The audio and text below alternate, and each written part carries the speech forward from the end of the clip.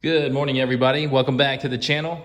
It is a Friday morning, so it's a little bit before I have to get started for work, and it's raining outside, so obviously not going to take the car out today. I've kind of been debating on, what's the next video to make with the vet, because we got like 20 or 30 new subscribers just off the one video from the Corvette. So I thought that was pretty awesome. Thank you for liking and subscribing. That's great. It's been a long time. I think it's probably since like the Dodge Charger since I've actually had that many subscribers like and subscribe to a video. So the video we're gonna make today is we're just gonna do a cold start of the vet. So I'm gonna let it run in the garage and let you listen to it. And then we'll also talk about some of the insurance costs while I got some time this morning. Just really got about 5-10 minutes this morning to talk about a couple of those topics, because I know that those are probably some of the things that a lot of people have a lot of misconceptions about. So without further ado, I'm gonna walk over here and start the car. So.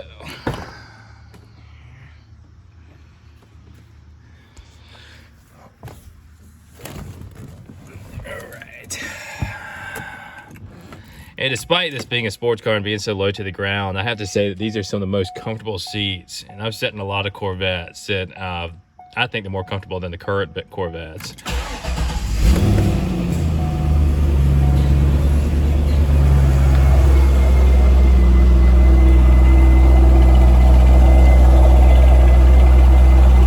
So this is a stock titanium exhaust that came on these cars back in 2002.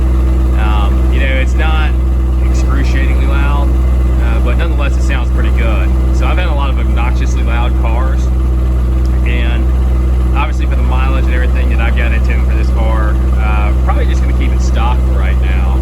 The reason is the car is pretty nice, so I don't know if I'm really going to do a lot of modifications to this car, if any, because I'll move this stroller. Because I may just keep this car nice, just keep it stock.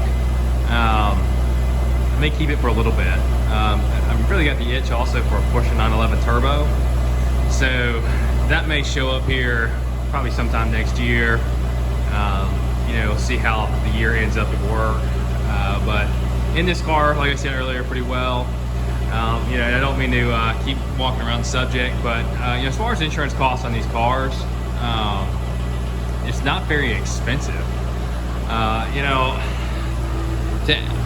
listed this car as a pleasure car, and I've had Geico insurance for God, probably 18 or 20 years now. Well, I'm 34, so probably, since I was probably 16 or something like that. So I've had it for about, I guess 18 years, and it's early, so I'm not gonna do the math.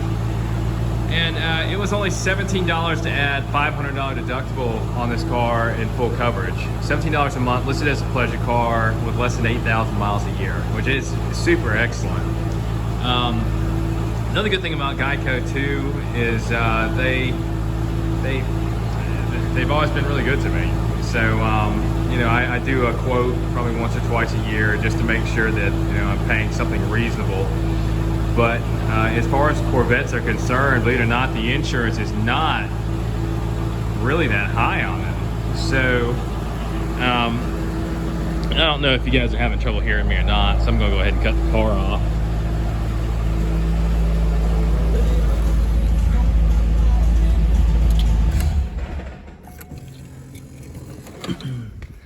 I'm going to go ahead and cut the car off, but the insurance is not that bad on them. So.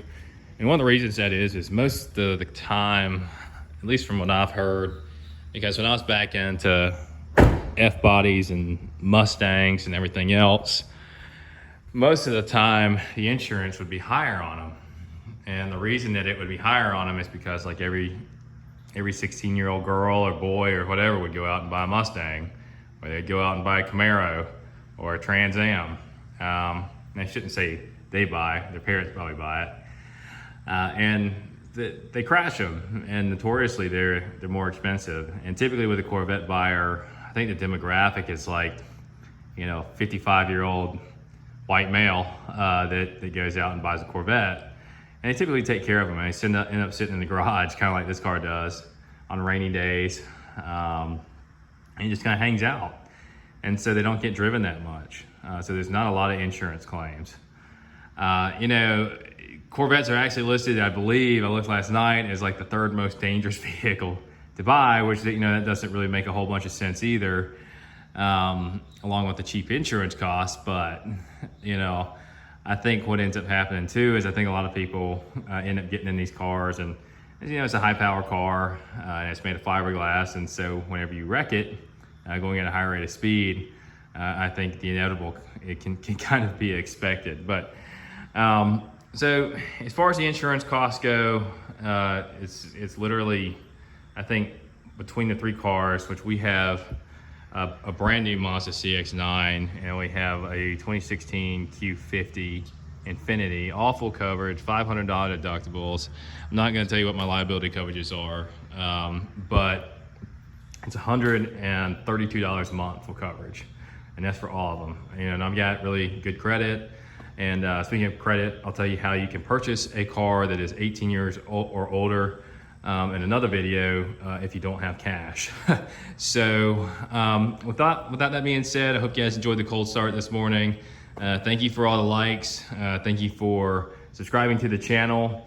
I know that was kind of a short blurb on the insurance. $17 additional a month to add to the policy. $132 for all three of our cars, full coverage.